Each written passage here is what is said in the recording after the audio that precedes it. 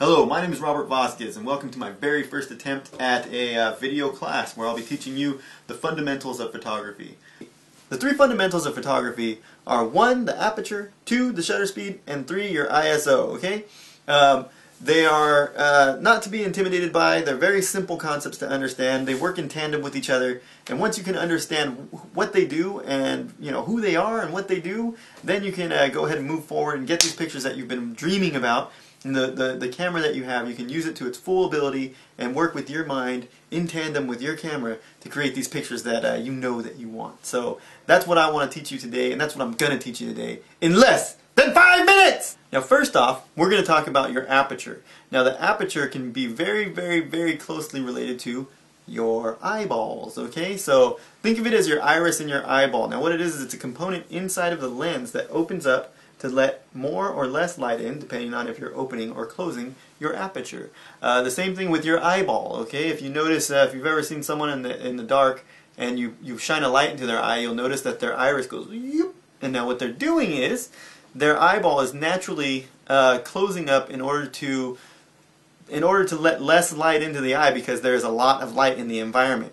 Now your aperture is the same concept on your camera. It's just like an iris. When there's more light and you want the camera to keep the same exposure as though when it was open like this, if the sun comes out you close your iris up in your eye, and you also do the same thing with your camera, which is your f-stop. You'll close down your f-stop in order to be able to still get a good exposure when there's a lot of light. And on the other side of that token, when the light goes away and let's say the sun goes behind a cloud and less sunlight is coming in and you're outside and you're taking pictures, then what your iris does in your eye, and you don't notice it, it opens up a little bit. Well, the same thing can be said for your camera, except you have to do it yourself. You open it up a little bit. Now that's a very simple way of explaining it, but it's a very simple concept. That's what the f-stop is. That's what your aperture is, and it's called f-stop, aperture, iris of your camera. It's all those things. It's very simple. All this stuff is very simple mechanics that are in your camera. If you can use those mechanics and apply them with your brains and your outcome that you want, your intended picture that you're looking for, and you know what works, then you can get exactly what you're looking for. Now the aperture doesn't just work with how much light comes in. It does, but it also affects something called the depth of field. Your depth of field basically is very simple as well. It's how deeply into your picture, into the planes of your picture, how deeply are things in focus, okay?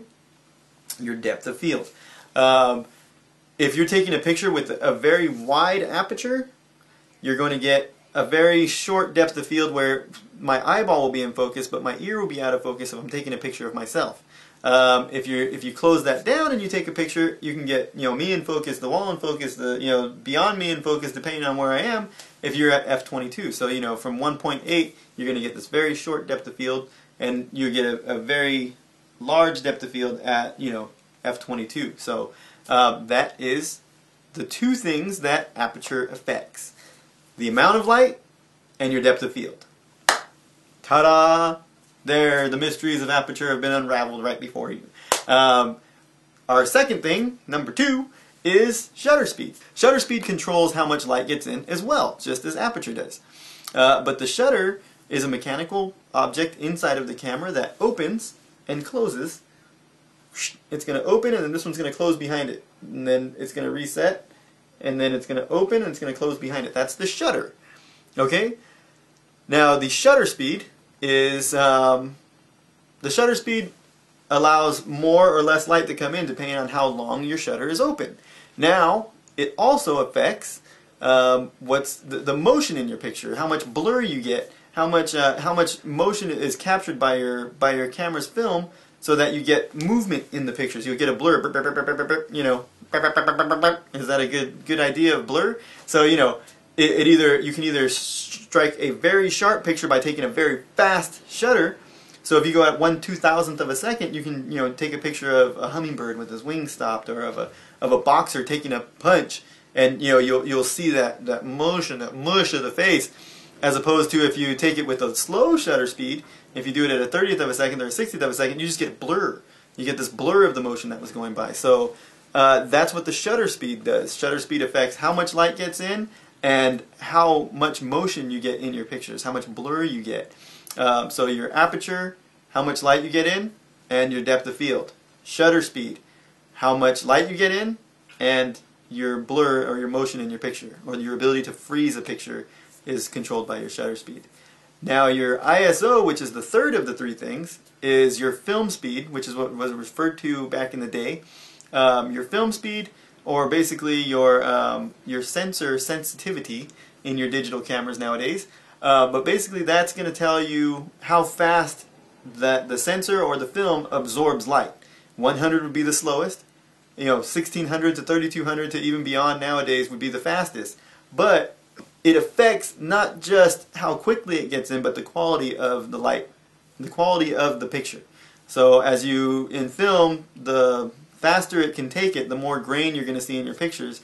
It was called grain back in the day because there's little granules on the film.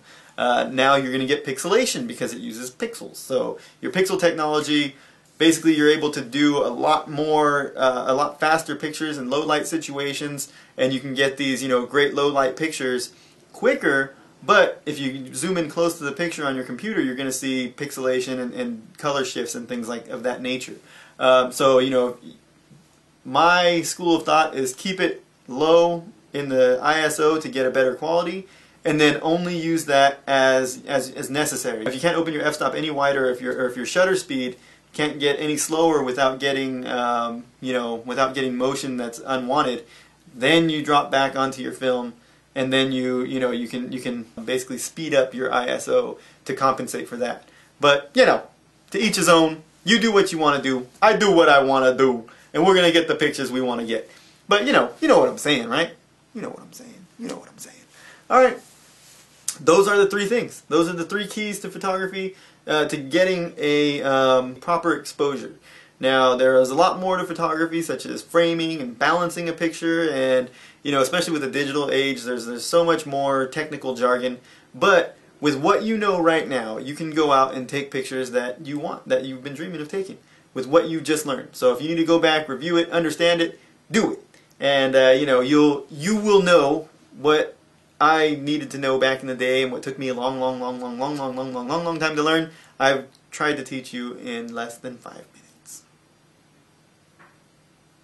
Thanks for watching. I hope it helped out, and let me know what you think.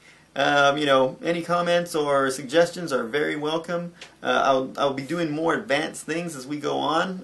If you'd like to watch, I'm hoping to do 12 of these this year, one a month. So I might do more, might do less, depending on the reaction I get from this. But questions and comments are always welcome. So anything besides cut your hair or your beard, or anything making fun of me or saying things that hurt my feelings, everything else is welcome. So take care, be good, all that good stuff. See you next time. Goodbye.